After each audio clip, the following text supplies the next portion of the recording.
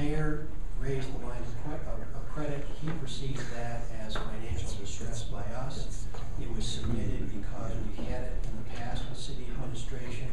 It's just good policy to have that covered if in fact fees don't come in on a timely manner and we need a little bit of time to carry us on our budget until those fees come in. And just to clarify, that revolving line of credit, it has a zero balance Yeah, at this time. yeah, We haven't used it. It's been in place since at least 2006. yeah.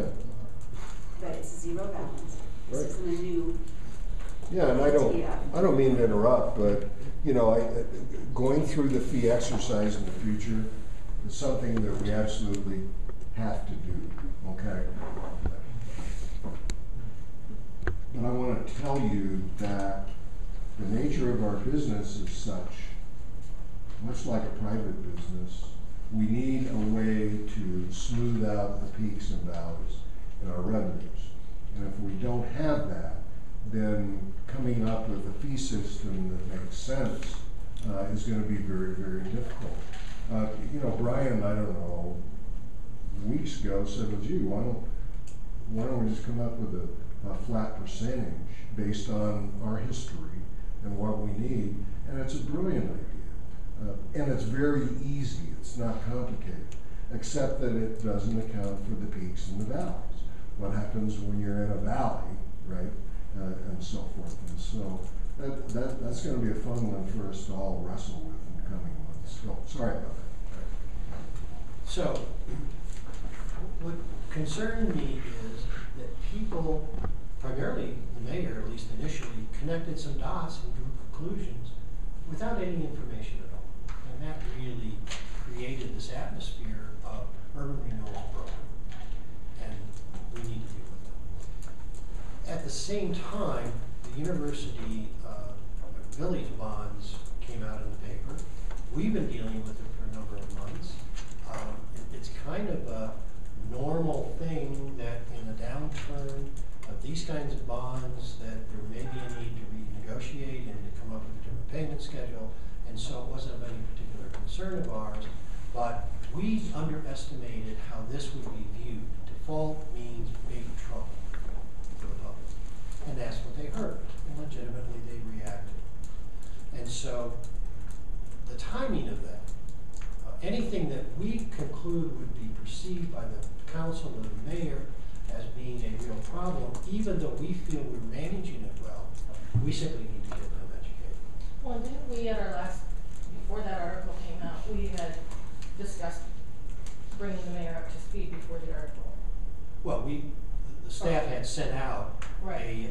an information sheet that gave them, but you know, the council's response is, I get tons of information every day, and unless you tell me it's important, I may not notice it. Now that's legitimate, but on the other hand, how much do you want to inundate them with information? Oh, by the way, you know, this is going on. So we need to get better at that. And but you know, there's this confluence of these kinds of things that now really convinced everybody urban renewal's in trouble. They don't. I hope everybody here understands, because we've talked about it, that these bonds are from specific parts of the TIF funds. And if those TIF funds are inadequate, the bonds won't get paid. Does that put us in default? Yes. But do they have any recourse? Not other than hoping with us that those revenues get better. Now, is it a need to panic? Absolutely not. Is it a need to come up with a schedule that reflects what this project really can do over the next couple of years? The answer is absolutely correct. Now, Mayor Rivera, who I've always felt didn't really get too involved with urban renewal, had a pretty calm, responsible response by saying, that's what you do in these situations. You go talk to the bondholders and you renegotiate. And I thought that was very helpful. I thought the reaction of council was less than I would hope. That they would connect that with other projects and say, geez, if you're defaulting on North Nevada, what's going to happen at Ivywild? And maybe we should have known this before. You know, when you really understand it, they're not connected. Can we convince them of that? I think eventually we can. But it was unfortunate that they would respond the way they did. Well, can I put that in context? Sure. You know, I've had this discussion with my colleagues over the last few days too. You know, we do get inundated with a lot of information. You know, pick a topic. Everything from the hospital, utilities, I mean, pick a topic. You know, and so I've asked them, I said, you know, when something comes up, are there some things I should jump up and down and say, hey, you make sure you gotta read this big, this important. But you know, I feel like, number one, if I did that, I'd be belittling them because I'd be insulting their intelligence saying, well, you're too stupid unless I tell you that to read it. And so I don't really wanna go down that road. And number two is, if I start doing that on one thing, what's really important? You know, I could be jumping up and down 20 times a day, you know, and it's pretty soon the sky's falling and you don't listen to anything. So I mean, I'm trying to find the right mix. The answer is, they understand who we are, how we operate, and how bonds operate, and they're not as concerned. Secondly, if I'm on council, I am never gonna say, I've got an opinion about something I know nothing about. I would have said, I really don't know much about it. Boy, that sounds like it's something that I need to know about.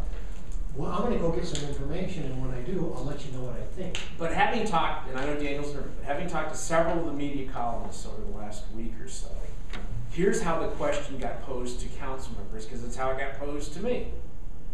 If you'd have known about X, would you have done Y? Well, they were drawing a line between the two that didn't necessarily exist. In other words, as a matter of fact, let's throw another project into there. The project that got thrown to me was not Ivywood, it was the vineyards. Absolutely. It said, if you'd have known North Nevada was at fault, would you have had a problem, would you have approved the vineyards? Wait a minute. Two entirely different revenue streams. I mean, other than the urban renewal areas, it's kind of apples and oranges. And Vince Colorelli in the article kind of said the same thing. That's right. How about I don't know? Yeah, what politician's ever going to tell you that? I hope a lot. Well, come on, you know. But I mean, it's the way the question got phrased. You know, they got hit cold. I know. They got hit cold, and then they're being asked to draw a correlation when there's maybe not necessarily a correlation there. That's right. And so the answer is, I don't know. I'll have to look into it. But anyway, I appreciate the difficulty the council has. We just got to get better about making sure that they know things that we would anticipate they're going to react to. Now,